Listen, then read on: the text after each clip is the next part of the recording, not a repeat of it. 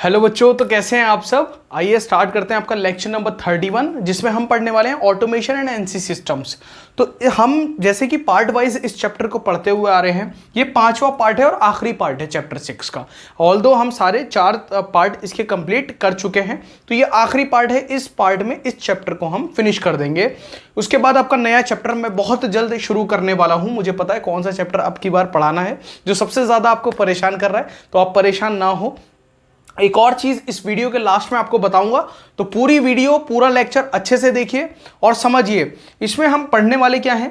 देखो, सबसे पहले आपको एक चीज नजर आ रही होगी। क्या आपको नजर आ रहा है? Automated production lines. ये क्या है? ये है ऑटोमेटेड प्रोडक्शन लाइंस। ये क्या है? ये प्रोडक्शन लाइंस है बच्चों, ठीक है, जिसपे आप देख रहे हैं कि गाड़ियां रखी हुई हैं, गाड़ियों की चेसी रखी हुई है। तो प्रोडक्शन लाइंस पे क्या होता है? प्रोडक्ट्स बनते हैं, डिफरेंट डिफरेंट प्रोडक्ट्स बनते हैं। और आप एक चीज नोटिस कर रहे हैं, इसमें क्या है? इसमें रोबोट्स काम कर रहे हैं।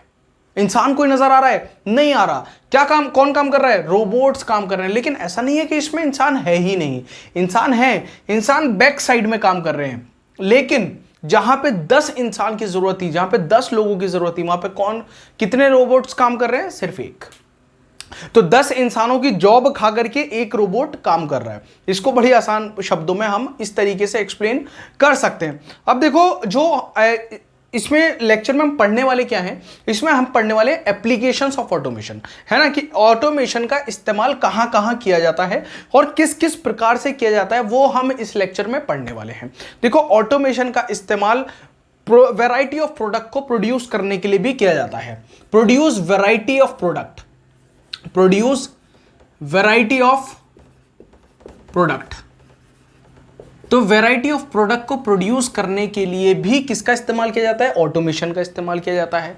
या फिर कंप्लीट प्रोडक्शन को कंट्रोल करने के लिए, टू कंट्रोल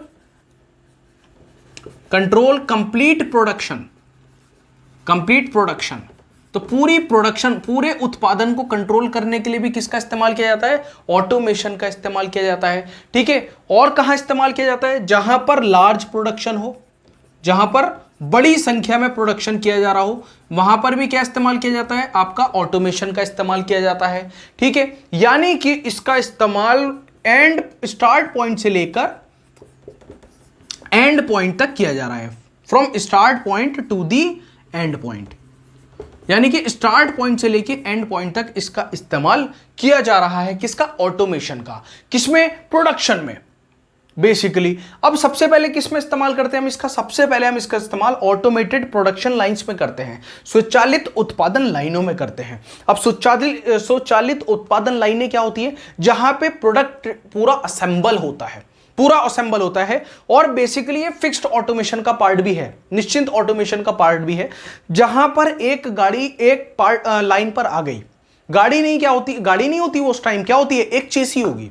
चेसी पे अब क्या होगा? उसके बाद फिक्स ऑटोमेशन है, तो हमें पता होगा, हमने उस चीज को फिक्स किया हुआ है कि पहले गाड़ी की चेसी जब आएगी तो दूसरा स्टेप होगा कि उसका डैशबोर्ड लगेगा, तीसरा स्टेप होगा उसमें दरवाजे लगेंगे, चौथा स्टेप होगा उसमें शीशा लगेगा, पांचवा स्टेप होगा उसमें पहिए लगेंगे। तो उसी प्रकार से फिक्स्ड ऑटोमेशन चल रहा है और ये प्रोडक्शन लाइंस अपना अपना काम कर रही हैं, ये रोबोट्स अपना अपना काम कर रहे हैं। इसी को क्या बोलते हैं? ऑटोमेशन बोलते हैं। अब देखो, ये क्या है? इसका स्वचालन के आवेदन है, कुछ एप्लीकेशंस हैं। अब स्वचालित उत्पादन लाइनें, सबसे पहले हम क्या पढ़ रहे हैं? ऑटोमेटेड प्रोडक्शन लाइंस के बारे में पढ़ रहे हैं। तो an automated production lines consist of a series of work stations connected by a transfer system to move part between the stations. ये क्या बोल रहा है? ये बोल रहा है कि जो ऑटोमेशन प्रोडक्शन लाइंस है, हमारी जो ऑटोमेटेड प्रोडक्शन लाइंस है, उसमें बहुत सीरीज ऑफ वर्क स्टेशन को आपस में जोड़ दिया। बहुत सारे वर्क स्टेशन है, बहुत सारे वर्क स्टेशन है, ठीक है। उन्हें क्या है? एक प्रोडक्शन लाइन से जोड़ा हुआ है, एक प्रोडक्शन लाइन से जोड़ा हुआ है। तो वो क्या, उसको क्या बोलते हैं? उसको हम बोलते हैं ऑटोमेटेड प्रोडक्शन लाइंस। क्या बोलते हैं? Automated production lines. किसका एग्जांपल है? ये फिक्स्ड ऑटोमेशन का एग्जांपल है। अभी हिंदी में भी पढ़ेंगे इसको बड़े प्यार से, ठीक है। Since these lines are typically setup for long production runs, तो इन लाइंस का इस्तेमाल किस लिए किया जाता है? कहां किया जाता है? इन लाइंस का इस्तेमाल वहां पर किया जाता है जहां पर लार्ज प्रोडक्शन हो रहा है, ठीक है, बहुत ही बड़ी संख्या में उत्पादन किया जा रहा है, वहां पर इन प्रोडक्शन लाइंस का इस्तेमाल किया जाता है बच्चों। नेक्स्ट क्या रहा है? कहां पर? जहां पर मिलियंस ऑफ प्रोडक्ट बन रहे हैं, मिलियंस ऑफ प्रोडक्ट बन रहे हैं। अब 1 मिलियन कितने की बराबर होता है? 1 मिलियन बराबर होता है बच्चों आपके 10 लाख की, 10 लाख की। तो 10 मिलियन प्रोडक्ट बनेंगे, 20 मिलियन प्रोडक्ट बनेंगे। अब आप उससे कैलकुलेट कर सकते हैं कि 1 मिलियन कितने लाख के बराबर है? 10 लाख के बराबर है। तो जितने मिलियन ऑफ प्रोडक्ट्स बन रहे हैं उसी हिसाब से क्या कर लेंगे हम? कैलकुलेट कर लेंगे। तो उन कंपनीज में, उन इंडस्ट्रीज में ऑटोमेटेड प्रोडक्शन लाइंस का इस्तेमाल किया जाता है जहां पे मिलियंस ऑफ प्रोडक्ट एक साथ बन रहे हैं। ठीक है।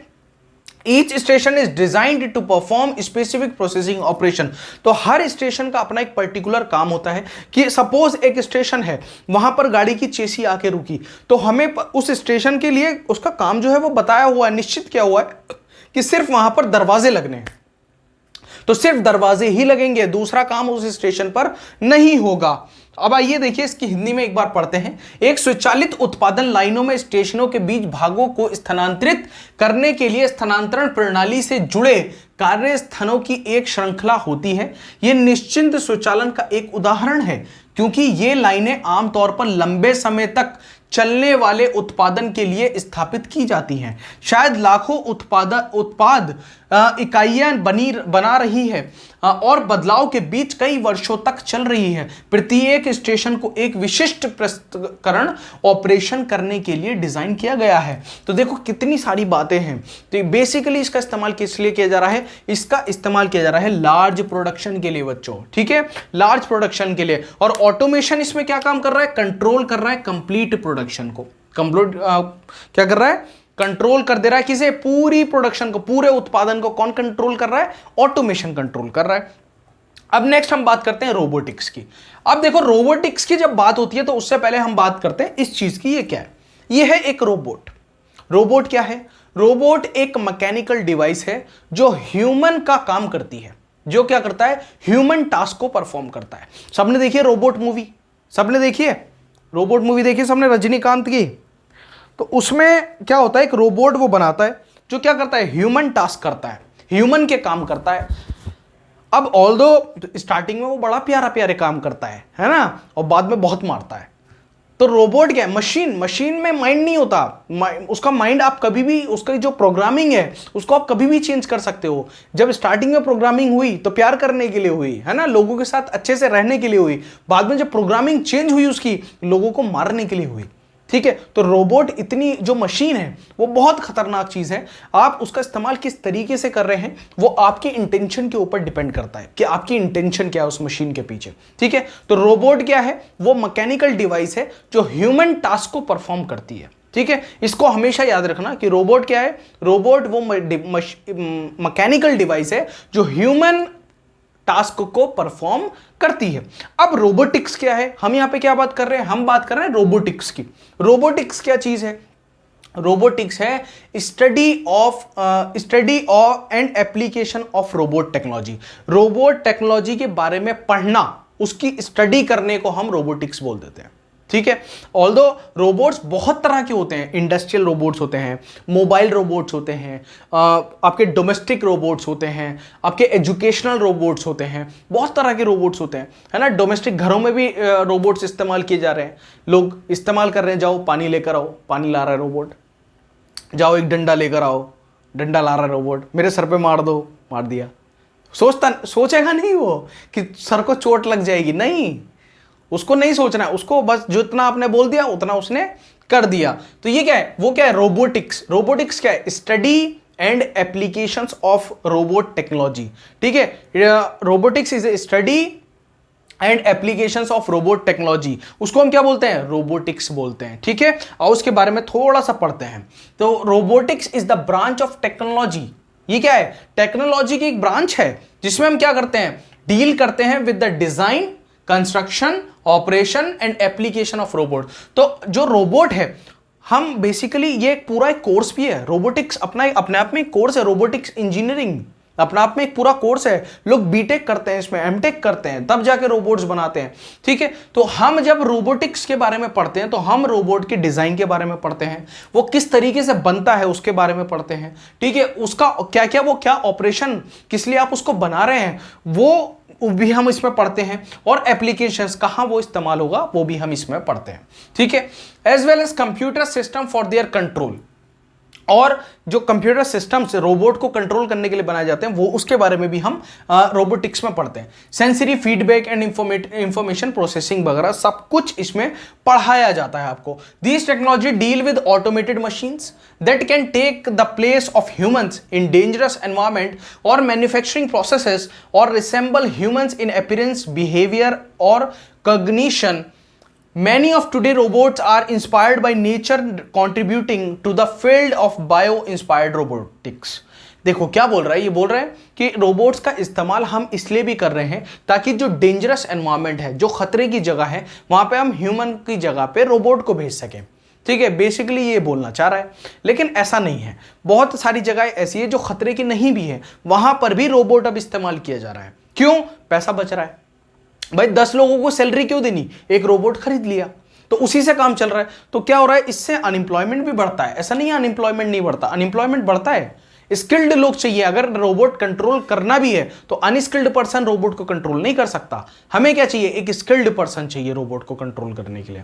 ठीक है, तो इसी को हम क्या बोलते हैं, रोबोटिक्स में इसका ऑटोमेशन का इस्तेमाल किया जा रहा है। ये आप आसानी से पढ़ सकते हैं, सिर्फ उसी बात को जो मैंने बोला है वही चीज ये लिखी हुई है कि रोबोटिक्स प्रौद्योगिकी की वह शाखा है जो रोबोट के डिजाइन, निर्माण, संचालन और अनुप्रयोग के साथ साथ उनके नियंत्रण, संवेदी प्रक्रिया और सूचना प्रसंस्करण के लिए कंप्यूटर सिस्टम से संबंधित है। ये प्रौद्योगिकियां स्वचालित मशीनों से निमटती है जो इसका स्थान ले सकती है खतरनाक वातावरण या निर्माण प्रक्रियाओं में मानव या उपस्थिति, व्यवहार और यह अनुमति में मनुष्य के समान।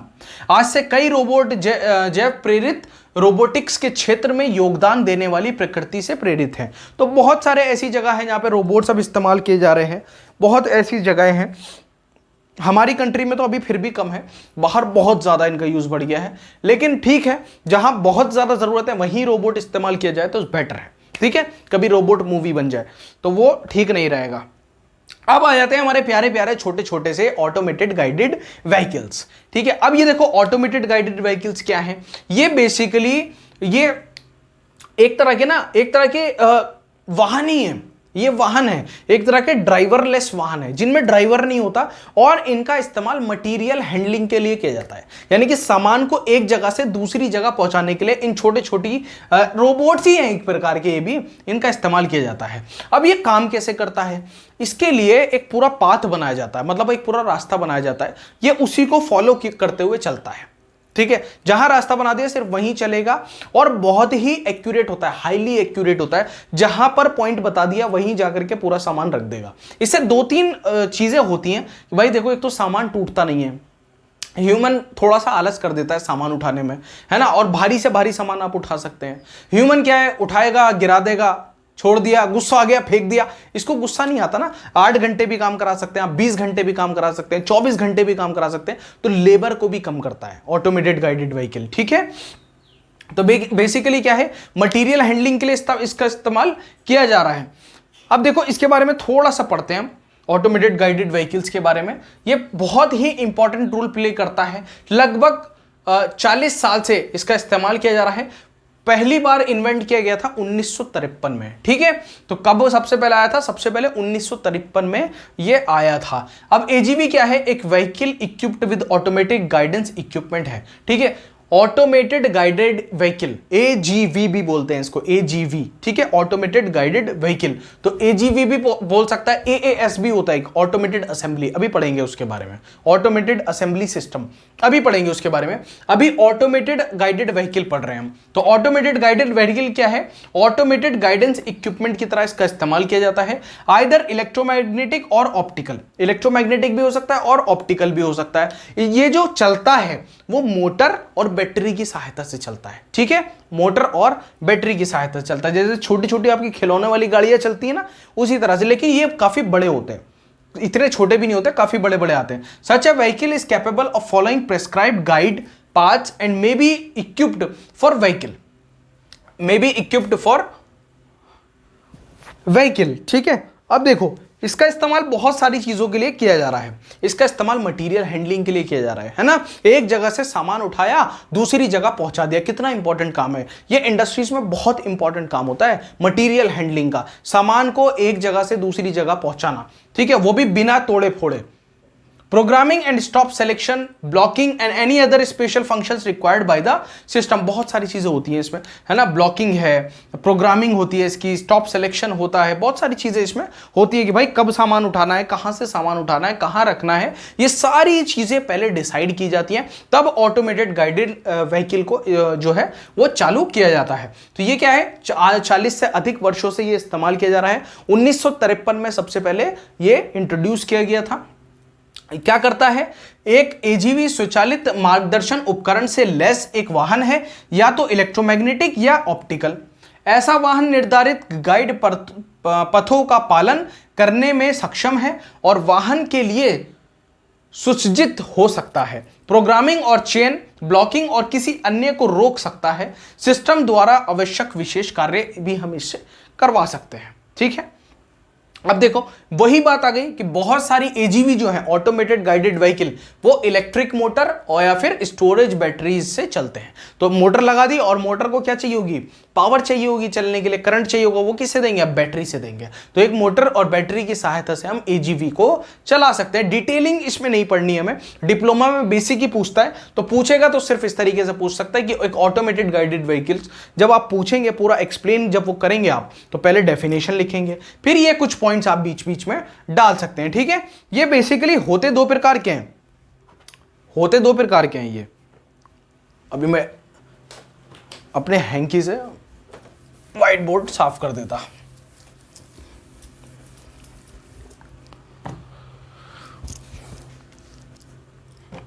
चलो, ये दो प्रकार के होते हैं, एक होते हैं वायर गाइडेड, एक होते हैं प्रिंटेड गाइडेड। ठीक है, वायर गाइडेड होते हैं, वायर गाइडेड, और एक होता है प्रिंटेड गाइडेड। प्रिंटेड गाइडेड, तो दो प्रकार के आपके एजीवी आते हैं, एक होते हैं वायर गाइडेड एजीवीज और एक होते हैं प्रिंटेड गाइडेड एजीवीज।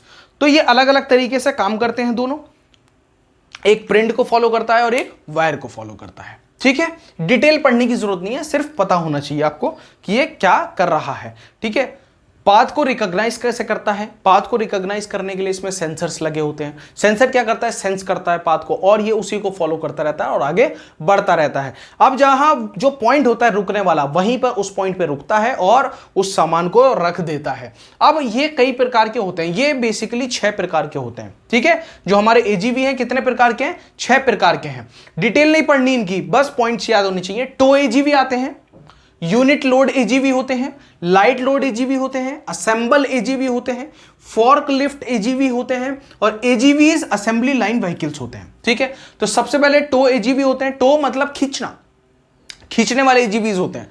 दूसरे यूनिट लोड, ठीक है, इकाई लोड को उठाने के लिए। लाइट लोड, हल्के लोड को उठाने के लिए, है या हल्के वजन के लिए। जो असेंबल एजीवीज होते हैं वो अलग होते हैं, फॉर्क एजीवी अलग होते हैं और कुछ असेंबली लाइन व्हीकल्स की तरह भी काम करते हैं, जो असेंबली लाइन पे काम कर रहे होते हैं। आप किसी अच्छी इंडस्ट्री में जाएंगे तो आपको ये वहां देखने को मिल जाएगा। ठीक है, और अगर मिल जाए तो बैठ करके सवारी कर लेना उस पर। ठीक है ना, बैठ जाना, थोड़ी दूर चलना, फिर उतर जाना। उसे क्या पता चल रहा है कि तुम बैठे हो उसके ऊपर, बताएगा थोड़ी ना जा करके मैनेजर को। बस ये ध्यान रखना मैनेजर सीसीटीवी में ना देख रहा हो नहीं तो एजीवी को तुम्हारी तरफ अपनी साइड बुला लेगा और तुम भी आ रहे हो उसके ऊपर बैठे हुए साथ साथ। अब देखो इसकी जो है वो एडवांटेज क्या है, इसके लाभ क्या है। इसके लाभ है कि बेटर रिसोर्स यूटिलाइजेशन है। भाई सबसे पहले तो यूटिलाइजेशन हो रहा है, पूरा सामान जहां से हमें चाहिए वहां पहुंच रहा है। जितना भारी सामान है उठा लो, जितना हल्का सामान है उठा लो, टूटने फूटने वाला सामान है उठा लो, नाजुक सामान जिसको बोलते हैं बड़ा, है ना, टूट सकता है, तो हमने क्या किया, एजीवी की हेल्प से उठा लिया और डेस्टिनेशन तक पहुंचा दिया, मंजिल तक पहुंचा दिया। राउटिंग कंसिस्टेंसी विद फ्लेक्सिबिलिटी, अब इसकी राउटिंग जो है, इसका जो रूट है, इसका जो रास्ता है वो हम बड़े आसानी से बदल सकते हैं। ऐसा नहीं है एक बार फिक्स कर दिया तो बस एजीवी वहीं चलेगी, नहीं, आप उसको बदल सकते हो time to time. High location and positional accuracy, जो इस लोकेशन और आपने पोजीशन एक बार सेट कर दी उसी पोजीशन पे चलता है, ऐसा नहीं है कि कहीं भी चल रहा है कहीं भी घूम रहा है ना।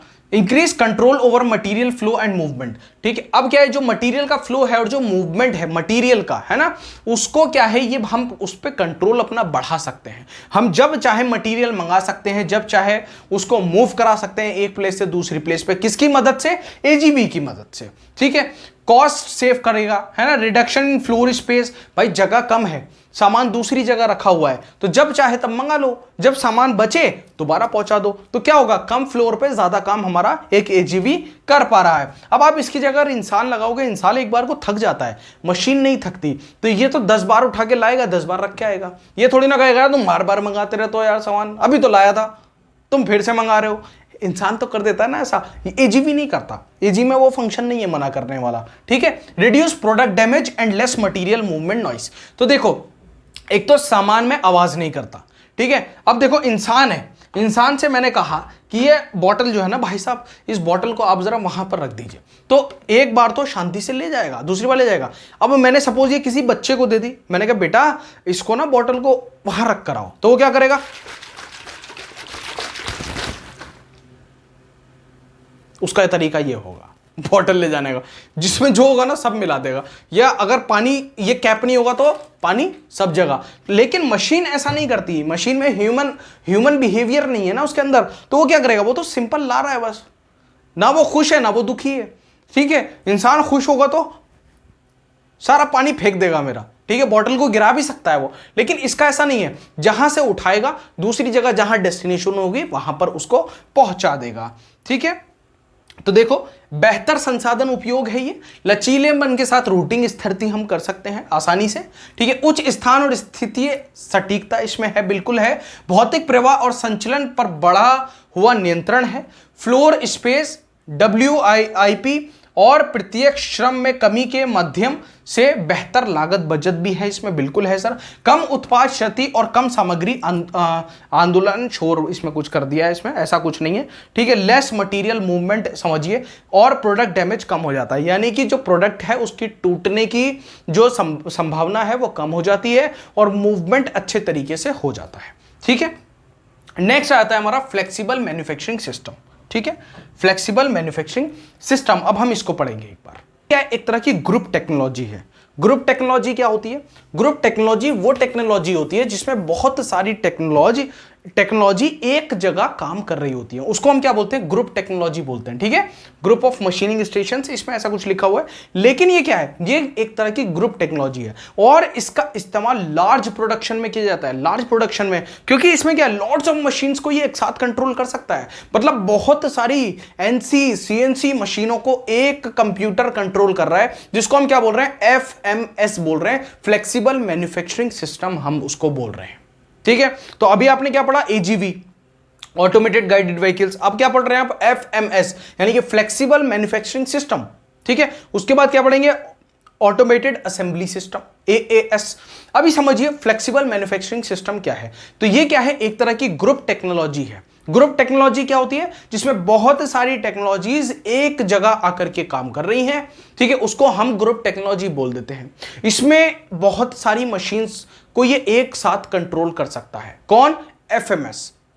अब देखो हाईली ऑटोमेटेड मशीन सेल है, ये क्या है, एक तरह की ना हाईली ऑटोमेटेड मशीन सेल है, जिसमें different group of processing work stations को एक जगह जोड़ा जा सकता है। बहुत सारे वर्क स्टेशन को एक जगह जोड़ लिया और एक जगह से वो कंट्रोल किए जा रहे हैं, ठीक है, उसको क्या बोल देते हैं, FMS बोल देते हैं। क्यों इसका इस्तेमाल किया जा रहा है, क्योंकि हमें पता है कंपटीशन बढ़ रहा है। कंपटीशन क्या बढ़ रहा है, डेली रोज कंपटीशन बढ़ रहा है, कंपटीशन रोज बढ़ रहा है डेली, और कंपटीशन जब बढ़ रहा है क्वालिटी भी बढ़ रही है, कस्टमर की एक्सपेक्टेशन बढ़ रही है, ठीक है। उसको क्या चाहिए, बेहतर क्वालिटी का प्रोडक्ट चाहिए। अब कोई ना सस्ती मतलब बेकार क्वालिटी का प्रोडक्ट यूज नहीं करना चाह रहा। सबको क्या चाहिए? अच्छी क्वालिटी के प्रोडक्ट चाहिए, और अच्छी क्वालिटी के प्रोडक्ट के लिए हमें एफएमएस का इस्तेमाल करना पड़ेगा। ठीक है, अब बेटर क्वालिटी प्रोडक्ट के लिए क्या कर रहे हैं? हम एफएमएस का इस्तेमाल कर रहे हैं बच्चों। इससे दो काम हमारे हो रहे हैं। क्या? एक तो हमारा टाइम सेव हो रहा है, सेव टाइम सेव हो रहा है। दूसरा, कस्टमर की जो एक्सपेक्टेशन है वो भी पूरी हो रही है। ये सबसे इंपॉर्टेंट होती है, कस्टमर एक्सपेक्टेशंस। क्योंकि कस्टमर की एक्सपेक्टेशन अगर आपका प्रोडक्ट फुलफिल नहीं कर रहा, तो चाहे आपने कितनी ही बड़ी इंडस्ट्री क्यों ना बनाई हो, वो इंडस्ट्री कभी सक्सेसफुल नहीं हो सकती। उसको सक्सेसफुल कराने के लिए आपका जो प्रोडक्ट है वो उस कस्टमर की एक्सपेक्टेशन को, उम्मीदों को पूरा करेगा तो प्रोडक्ट बिकेगा, अदरवाइज प्रोडक्ट नहीं बिकता है। ठीक है, एप्पल का प्रोडक्ट आप सब देखते हैं, है ना? आईफोन इतना महंगा है फिर भी लोग खरीद रहे हैं, क्यों? देखो, कुछ लोग को छोड़ दो जो शो के लिए खरीदते हैं, उन्हें छोड़ दो, ठीक है, जिन्हें वो लोगो दिखाना है, जिन्हें आधा एप्पल दिखाना है, उन्हें छोड़ दो। लेकिन कुछ लोग क्या है, कुछ लोग उसको जरूरी समझते हैं, उससे काम करते हैं, उसकी कैमरा क्वालिटी, उसकी डिस्प्ले क्वालिटी बहुत अच्छी है, बिल्ड क्वालिटी बहुत अच्छी है, तो क्या है, इसीलिए ना आईफोन बिक रहा है। 1.5 लाख रुपए का आईफोन बिक रहा है, 2 लाख रुपए का आईफोन बिक रहा है, 1 लाख का आईफोन खरीद रहे हैं लोग। क्यों? इसीलिए 20,000 का फोन भी तो खरीद के काम चला सकते हैं ना। नहीं चला रहे, क्यों नहीं चला रहे? प्रोडक्ट क्वालिटी चाहिए सबको। ठीक है, अब देखो क्या कह रहा है ये कह रहा है कि sir flexible manufacturing is a system dealing with group of machining stations. तो फ्लेक्सिबल मैन्युफैक्चरिंग क्या है? एक सिस्टम है जो डील करता है किसके साथ? ग्रुप ऑफ मशीनिंग स्टेशंस को। उसने बहुत सारे स्टेशंस को एक जगह जोड़ दिया। कौन से स्टेशन है ये? ट्रेन के स्टेशन नहीं है, ये वर्क स्टेशन है। ठीक है, वर्क स्टेशन है। NC CNC machine tools, station के नाम से ना डर लगने लगा यार मेरे को तो सच में। अभी एक हादसा हुआ है, आप सबने सुना होगा शायद, उड़ीसा में, है ना? सबने सुना होगा, वो उड़ीसा में एक हादसा हुआ है, बहुत मतलब भयानक हादसा है वो, बहुत ही भयानक हादसा है सच में। ऊपर वाला किसी को ना दिखाए जैसा हादसा वो हुआ है उड़ीसा में, बहुत भयानक है। तो स्टेशन के नाम से मुझे ट्रेन के स्टेशन याद आ जाते हैं, और सच में अब ट्रेन के नाम से भी डर लगने लगा है जब से वो हादसा मैंने देखा।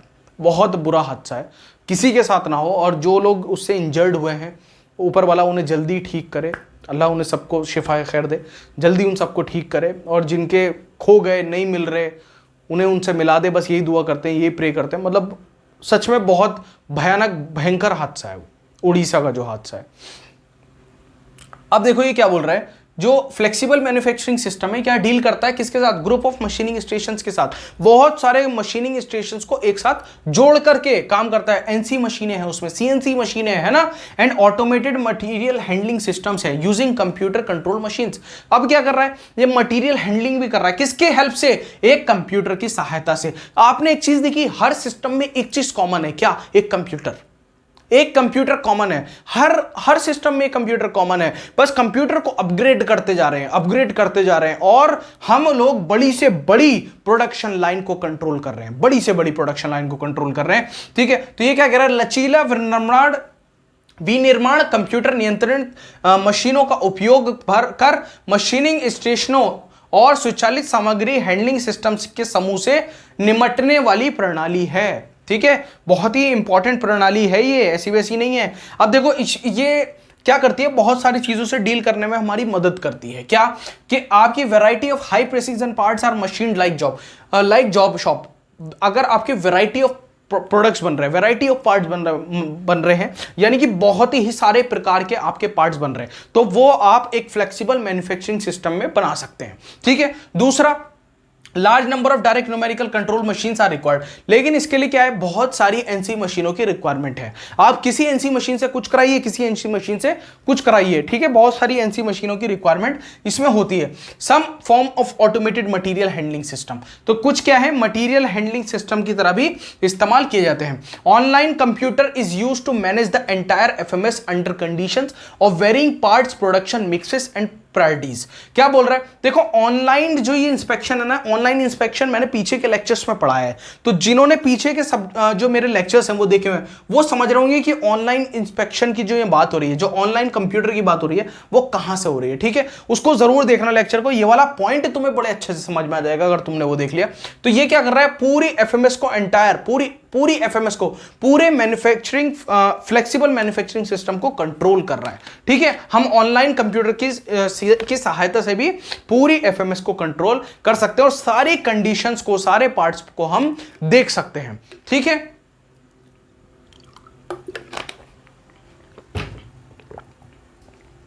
अब इसी की हिंदी लिखी हुई है, जो मैंने बताया वही चीज है। देखो एक फ्लेक्सिबल सिस्टम लगा हुआ है, उसने बहुत सारे वर्कस्टेशंस को भी कंट्रोल कर रहा है, सीएनसी मशीनों को भी कंट्रोल कर दे रहा है। ठीक है, मटेरियल हैंडलिंग भी कर रहा है, रोबोट्स को भी कंट्रोल कर रहा है, जो इक्विपमेंट्स हैं उनको भी ट्रांसफर कर रहा है, और ऑटोमेटिक असेंबली जो है हमारी उसको भी इक्विपमेंट उसको भी क्या कर रहा है, उसको भी इक्विप कर रहा है अच्छे से, कंप्यूटर कंट्रोल कर रहा है और रियल टाइम भी कंट्रोल कर रहा है। तो क्या है, मेन हेड पे कौन बैठा है, फ्लेक्सिबल सिस्टम बैठा हुआ है। कौन बैठा हुआ है, फ्लेक्सिबल सिस्टम ऊपर बैठा हुआ है और नीचे सबको कंट्रोल किए हुए है, सबको कंट्रोल किए हुए है। इसीलिए फ्लेक्सिबल मैन्युफैक्चरिंग सिस्टम का इस्तेमाल किया जाता है बच्चों। ठीक है, अब नेक्स्ट हमारा आ जाता है कैड कैम। ठीक है, कैड मेरा फेवरेट है। कैड क्या होता है, कंप्यूटर एडेड डिजाइन। कैम क्या होता है, computer aided manufacturing. CAD computer की सहायता से डिजाइनिंग करने को कैड बोल देते हैं। कंप्यूटर एडेड मैन्युफैक्चरिंग, कंप्यूटर की सहायता से मैन्युफैक्चरिंग करने को कैम बोल देते हैं। अभी समझो, जो चीज कैड में बनती है उसको कैम, मतलब उसको रियल में बनाने के लिए हमें कैम का इस्तेमाल करना पड़ता है। ठीक है, यानी कि आपने कंप्यूटर की सहायता से कोई डिजाइन बनाया, चाहे वो 2D डिजाइन हो चाहे वो 3D डिजाइन हो, उसको अगर आपको रियल में बनाना है तो उसको क्या बोलेंगे, उसको हम बोलेंगे कैम, कंप्यूटर एडेड मैन्युफैक्चरिंग। तो देखो क्या बोल रहा है, computer aided design is the process of converting a 3 dimensional object or idea into a numerical computer model. ठीक है, तो एक कंप्यूटर मॉडल में बनाने के लिए किसका इस्तेमाल करते हैं, कैड का इस्तेमाल करते हैं। अब इसमें क्या है, बेसिकली इसमें सॉफ्टवेयर्स यूज होते हैं। क्या होते हैं, सॉफ्टवेयर यूज होते हैं मैकेनिकल के लिए, जैसे ऑटोकेड, सॉलिड वर्क्स, एनसिस, केटिया, बहुत सारे सॉफ्टवेयर्स हैं जो जिनका इस्तेमाल कैड में किया जा रहा है बेसिकली डिजाइन बनाने के लिए। अब कैम क्या है, कैम बोलता है computer aided manufacturing utilises numerical codes to generate a physical part. अब ये जो न्यूमेरिकल कोड्स इसने बना के दिए, यानी कि जो डिजाइन बना के दिया उसको मैन्युफैक्चर करेगा, उसको फिजिकल पार्ट में कन्वर्ट करके देगा कौन, कैम। कौन करके देगा, कैम करके देगा। ठीक है, नेक्स्ट आता है हमारा कंप्यूटर एडेड मैन्युफैक्चरिंग। इससे पहले के लेक्चर्स में पढ़ाया मैंने कंप्यूटर एडेड मैन्युफैक्चरिंग। तो कंप्यूटर एडेड मैन्युफैक्चरिंग क्या बोल रहा है कि जो कंप्लीट ऑटोमेशन है, ठीक है, यानी कि बेसिकली क्या है, कैड प्लस कैम अगर मैं कर दूं तो किम बन जाता है। यानी कि कंप्यूटर एडेड डिजाइन और कंप्यूटर एडेड मैन्युफैक्चरिंग अगर मिला दो तो कंप्यूटर इंटीग्रेटेड मैन्युफैक्चरिंग बन जाती है। यानी कि इसमें दोनों ही काम होते हैं। ये क्या कर रहा है, पूरा कंप्लीट ऑटोमेशन है मैन्युफैक्चरिंग प्लांट का, उस पूरे मैन्युफैक्चरिंग प्लांट को ऑटोमेशन के थ्रू कंप्लीटली कंट्रोल करते हैं हम किसमें, किम में, कंप्यूटर इंटीग्रेटेड मैन्युफैक्चरिंग में। ठीक है, सारी प्रोसेस इसमें होती है with all process functioning under the computer control with digital information trying them together. तो बहुत सारे डिजिटल इंफॉर्मेशन को एक जगह जोड़ा और जो भी उसमें इंफॉर्मेशन थी उसको असेंबल किया, उसको बनाया, वो सब किस में किया जा रहा है, कंप्यूटर इंटीग्रेटेड मैन्युफैक्चरिंग में किया जा रहा है। ठीक है, तो एक विनिर्माण संयंत्र के पूर्ण स्वचालन का वर्णन करने के लिए उपयोग किए जाने वाला वाक्यांश, जिसमें डिजिटल जानकारी के साथ कंप्यूटर नियंत्रण के तहत काम करने वाली सभी प्रक्रिया उन्हें एक साथ बांधती है। ठीक है, इसको क्या बोलते हैं, कंप्यूटर इंटीग्रेटेड मैन्युफैक्चरिंग बोलते हैं।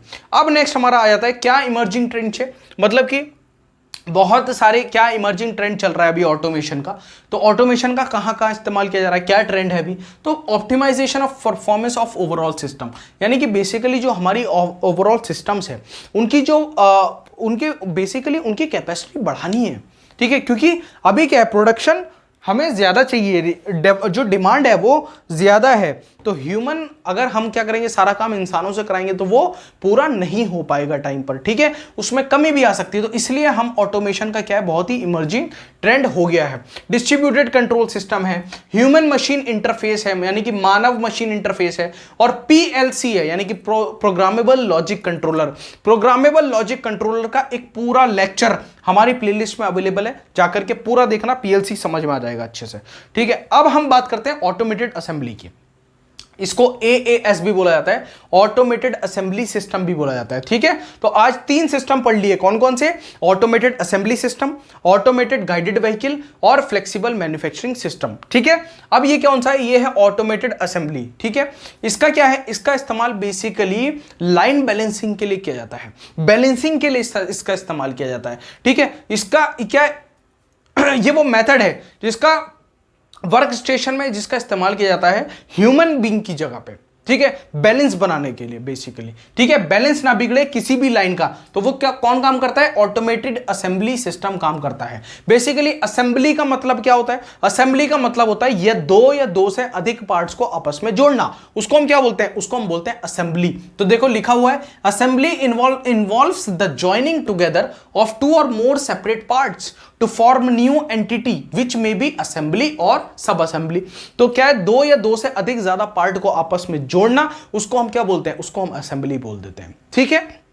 अब ऑटोमेटिक असेंबली क्या है, automatic assembly refers to the mechanised and automated devices to perform the various assembly task in an assembly line और सेल। तो देखो ऑटोमेटिकली उस काम को करवाना, मतलब खुद से मशीन क्या कर रही है, पूरा पार्ट असेंबल करके दे रही है, ठीक है, सारे पार्ट्स को आपस में जोड़ के दे रही है, हम उसको ऑटोमेटिक असेंबली बोल देते हैं, ठीक है। इसका इस्तेमाल बैलेंसिंग में भी किया जाता है, कुछ इसके अभी कंपोनेंट्स भी हैं, अभी लिखवा दूंगा उनको, ठीक है। Automated assembly system perform a sequence of automated operations to combine multiple components into a single entity which can be final product or sub assembly। तो ये क्या है, एक पूरा सीक्वेंस फॉलो करता है ना, पूरे ऑपरेशंस का एक सीक्वेंस बना के दे दिया जाता है, उसको फॉलो करते चलता है, ठीक है, और लास्ट में एक complete assembly or sub assembly हमें बना के देता है, हमें एक फाइनल प्रोडक्ट बना करके देता है, हम उसको क्या बोल देते हैं, उसको हम ऑटोमेटिक असेंबली बोल देते हैं, ठीक है।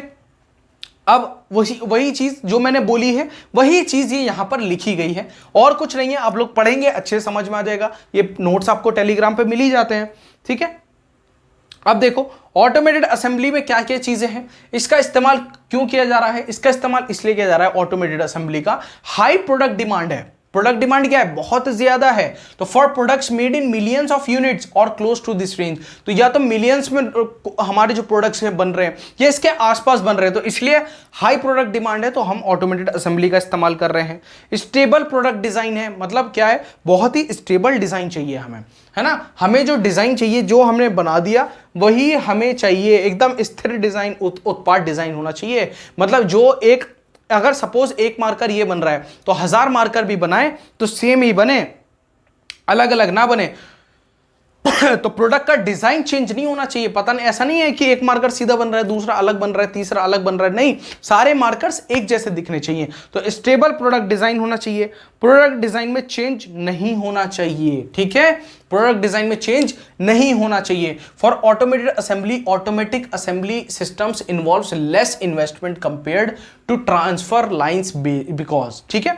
तो ऑटोमेटेड असेंबली जो है वो उसमें कम पैसा लगता है, क्यों, क्योंकि work part produce are smaller in size compare to transfer lines. जो हमारी ट्रांसफर लाइंस होती हैं उनके मुकाबले जो हमारा पार्ट बनता है ऑटोमेटेड असेंबली में वो छोटा होता है, तो इसलिए कम पैसा। भाई बड़ा प्रोडक्ट बनाना है तो ज्यादा इन्वेस्टमेंट आएगा, जाहिर सी बात है।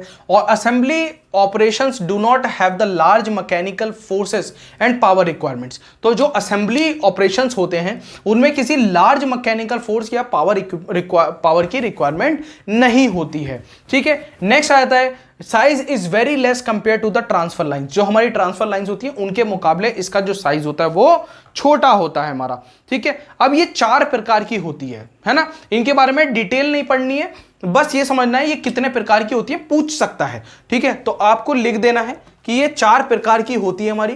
पहली होती है हमारी कॉन्टिन्यूअस ट्रांसफर सिस्टम, दूसरा होता है एसिंक्रोनस ट्रांसफर सिस्टम, तीसरा होता है सिंक्रोनस ट्रांसफर सिस्टम, और चौथा होता है स्टेशनरी बेस पार्ट सिस्टम।